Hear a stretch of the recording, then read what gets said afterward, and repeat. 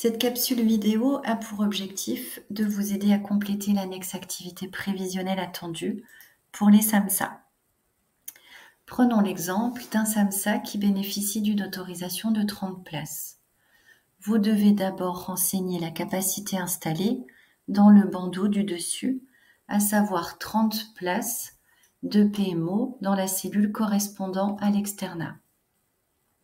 Ensuite, renseignez la file active prévisionnelle dans la cellule Autre 1.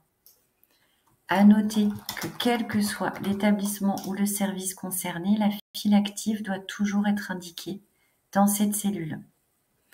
Dans notre exemple, la file active prévue au cours de l'année 2026 est de 40 usagers accompagnés. Pour le calcul de l'activité prévisionnelle théorique, vous renseignez la capacité financée pour la seule modalité d'accueil possible pour un SAMSA, à savoir 30 places de PMO. En tant que SAMSA, un minimum de 260 jours d'ouverture est attendu. L'unité de mesure étant la séance, indiquez le coefficient multiplicateur défini par convention Bourgogne-Franche-Comté, qui correspond à 2 usagers accompagnés multipliés par 2 séances hebdomadaires en moyenne, multipliés par 52 semaines, ce qui nous fait un coefficient de 208 à indiquer dans le nombre de jours d'ouverture.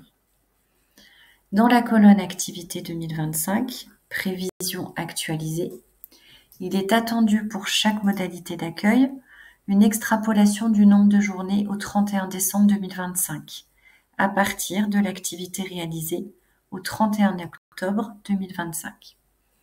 Dans la colonne Activité prévisionnelle 2026, comme son nom l'indique, il est attendu votre activité prévisionnelle sur l'année.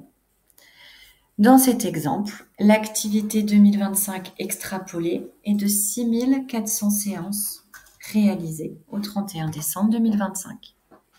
Le nombre de séances prévues en 2026, en revanche, est de 6500 séances.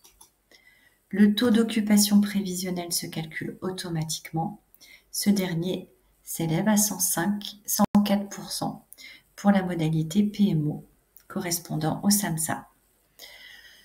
Seule la ligne correspondante à la PMO dans la ligne externat doit être complétée pour un SAMSA, comme pour un CESAD d'ailleurs, ainsi que la cellule F8 pour la file active. Et j'insiste vraiment sur ce point, on ne doit pas trouver d'autres données dans d'autres cellules. Et là, vous en avez fini avec le remplissage de cette annexe, dans la mesure où cette année, les colonnes exercices 2022, 2023, 2024 ne sont pas à renseigner, puisque les règles de calcul ont changé.